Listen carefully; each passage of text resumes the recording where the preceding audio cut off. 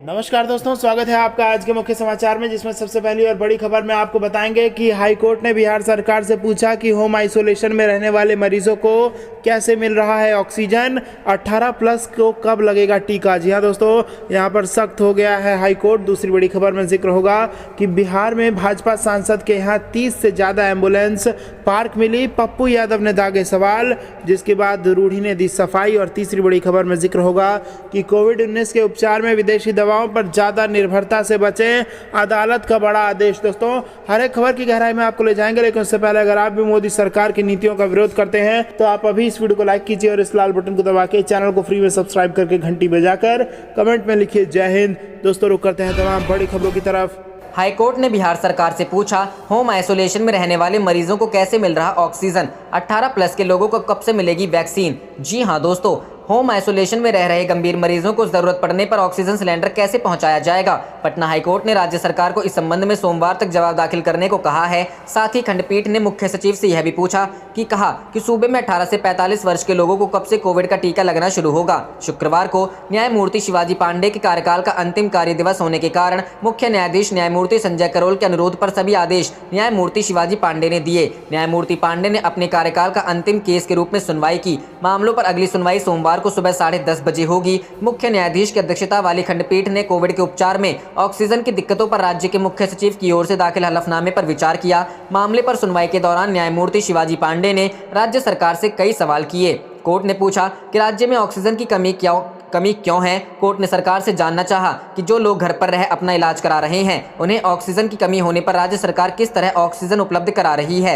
सुनवाई के दौरान राज्य के मुख्य सचिव की ओर से दायर हलफनामा में कहा गया कि सूबे में जिस रफ्तार से कोविड मरीजों की संख्या बढ़ रही है, उस मुताबिक राज्य को प्रत्येक दिन 300 मीट्रिक टन ऑक्सीजन की जरूरत है। इस पर कोर्ट ने कहा कि राज्य सरकार केंद्र से निर्धारित कोटा का 100% रोजाना उठाव तक नहीं कर पा रही है और अब 300 MT ऑक्सीजन कोटा बढ़ाने की बात कर रही है। रुख करते हैं अगली खबर की तरफ। बिहार में बीजेपी सांसद के यहां 30 से ज्यादा एम्बुलेंस पार्क मिली, पप्पू यादव ने दागे सवाल, रूढ़ी ने दी सफाई। जी हां दोस्तों, बिहार के सारण जिले में भाजपा सांसद के प्लॉट में 30 से ज्यादा एम्बुलेंस खड़ी मिली। इस पर जन अधिकार पार्टी के अध्यक्ष राजेश रंजन उर्फ पप्पू यादव ने सवाल उठाए। पप्पू यादव ने कहा कि एक और कोरोना महामारी से हाहाकार मचा हुआ है, वहीं दूसरी ओर बीजेपी के पूर्व केंद्रीय मंत्री व राष्ट्रीय प्रवक्ता राजीव प्रताप रूढ़ी के कार्यालय में दर्जनों एम्बुलेंस छिपाकर रखी गई है। यहाँ इनका क्या हो रहा है, इसकी जाँच होनी चाहिए। पप्पू यादव द्वारा एम्बुलेंस की तस्वीरों का ट्वीट किए जाने के बाद से सोशल मीडिया पर लोग भाजपा और उसके नेताओं को आड़े हाथों लेने लगे। वहीं बीजेपी के पूर्व केंद्रीय मंत्री व राष्ट्रीय प्रवक्ता राजीव प्रताप रूढ़ी ने अब इस मामले में सफाई दी है।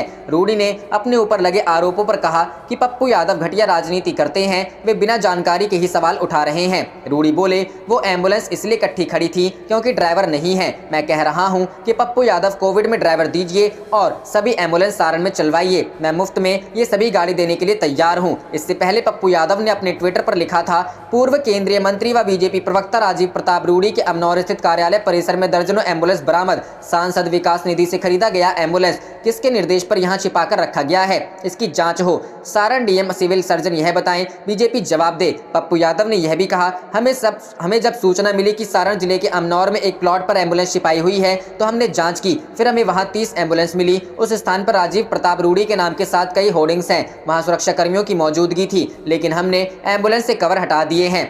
पप्पू यादव ने दावा करते हुए कहा कि वहां एम्बुलेंस की संख्या सिर्फ 30 नहीं हो सकती, हमें कैंपस के अंदर 100 से अधिक एम्बुलेंस होने की जानकारी मिली। हालांकि जैसे ही उन्हें हमारी कार्य योजना के बारे में पता चला तो उन्होंने अधिकांश एम्बुलेंस को शिफ्ट कर दिया। हम प्लॉट पर 30 एम्बुलेंस का पता लगाने में कामयाब रहे। पप्पू यादव ने कहा, ऐसे समय में एम्बुलेंस की बढ़ती मांग को ध्यान में रखते हुए जब ऑपरेटर अपने उपयोग के लिए अत्यधिक दरों पर शुल्क लगा रहे हैं तो इन एम्बुलेंस को एक जगह पर क्यों रखा गया, उन्हें इस संकट के समय में उपयोग में क्यों नहीं लिया गया। मैं जानना चाहता हूँ, बिहार सरकार हो या सांसद राजीव प्रताप रूढ़ी, इतनी सारी एम्बुलेंस की उपलब्धता के बारे में जिला प्रशासन को सूचित किया गया?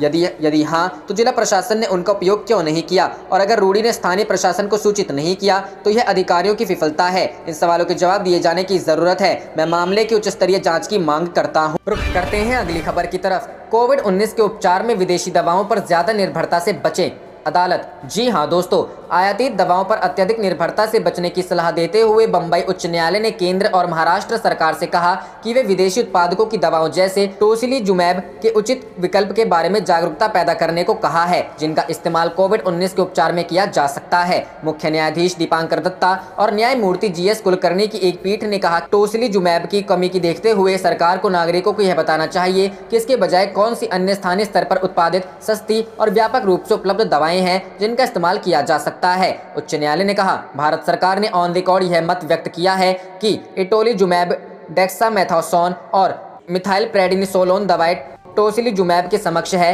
और यह बेहतर है और यह उचित समय है कि उसके और राज्य सरकार द्वारा जनता की यह गलत धारणा बदलने का प्रयास किया जाए कि सिर्फ टोसिलीजुमैब से ही कोविड-19 के मरीजों को आराम मिल सकता है। अदालत ने कहा, आयातित दवाओं पर अत्यधिक निर्भरता से बचा जाना चाहिए और सभी संबंधितों को अवगत कराया जाना चाहिए कि वे उपचार कर रोगियों को ठीक करें तथा जीवन रक्षक दवाओं से लाभ न कमाएं। उच्च न्यायालय ने यह आदेश 6 मई को पारित किया था, लेकिन उसकी वेबसाइट पर यह शुक्रवार रात को उपलब्ध कराया गया। रुख करते हैं अगली खबर की तरफ। अन्नदाता का ऐलान, कृषि कानूनों के खिलाफ 10 मई को क्रांति दिवस मनाएंगे किसान। जी हां दोस्तों, संयुक्त किसान मोर्चा की शुक्रवार को हुई बैठक में 10 मई को क्रांति दिवस के रूप में मनाने का फैसला लिया है। वहीं प्रवासी मजदूरों और गरीबों के लिए आंदोलन स्थल पर 24 घंटे भोजन की व्यवस्था करने की घोषणा की है। किसानों की हुई बैठक में कहा गया कि प्रथम स्वतंत्रता संग्राम की शुरुआत 1857 में 10 मई को हुई थी, इसलिए किसान इसी दिन को क्रांति दिवस के रूप में मनाएंगे। किसानों का कहना है कि इस दौरान ग्रामीण इलाकों में भी कोरोना गाइडलाइन का ध्यान रखते हुए क्रांति दिवस मनाने की बात कही गई है। संयुक्त किसान मोर्चा गाजीपुर के प्रवक्ता जगतार सिंह बाजवा ने बताया कि 10 मई को किसान क्रांति दिवस के दिन मंच पर अमर शहीद मंगल पांडे सहित अन्य शहीदों को याद कर श्रद्धांजलि दी जाएगी। साथ ही किसान आंदोलन को सफल मुकाम तक पहुंचाने के लिए संकल्प दोहराया जाएगा। वहीं आंदोलन में लंगर की व्यवस्था में भी किसानों ने सुधार किया है। जानकारी के मुताबिक प्रवासी मजदूर व गरीबों को सुबह 7 बजे से 9 बजे तक जलपान और सुबह 9 बजे से रात 9 बजे तक भोजन की व्यवस्था रहेगी। इस दौरान किसी भी समय आने वाले जरूरतमंदों को भी भोजन कराया जाएगा। साथ ही आंदोलन स्थल के आसपास कोई भी व्यक्ति भूखा ना सोए, इसकी जिम्मेदारी स्वयं सेवकों को सौंपी गई है।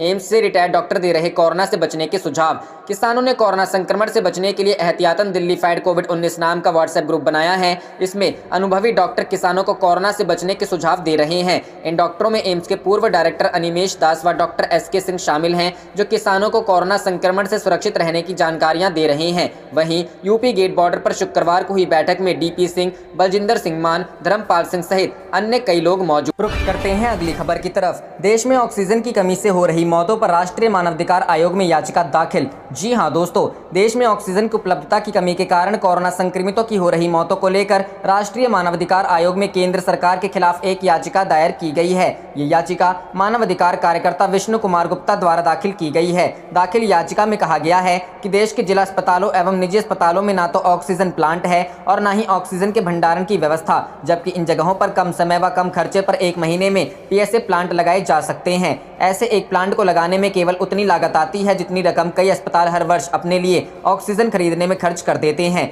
हमारे देश में ऑक्सीजन का बफर स्टॉक न होने से ऑक्सीजन की किल्लत बनी हुई है।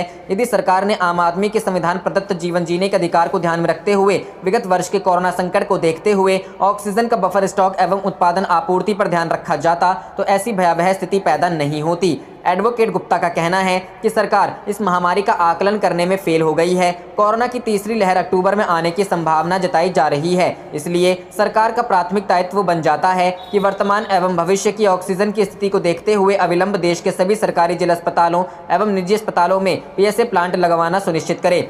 साथ ही कोरोना द्वारा जल्दी अपनी चपेट में लिए जा रहे हार्ट, कैंसर, हाइपरटेंशन व मधुमेह की बीमारी से ग्रसित बुजुर्गों, युवकों व नवयुवकों की जान बचाना भी सरकार का प्रथम कर्तव्य होना चाहिए। इसलिए इनका प्राथमिकता के आधार पर तत्काल टीकाकरण कराए जाने के लिए भी केंद्रीय चिकित्सा एवं स्वास्थ्य विभाग को आदेशित करने की प्रार्थना आयोग से की गई है।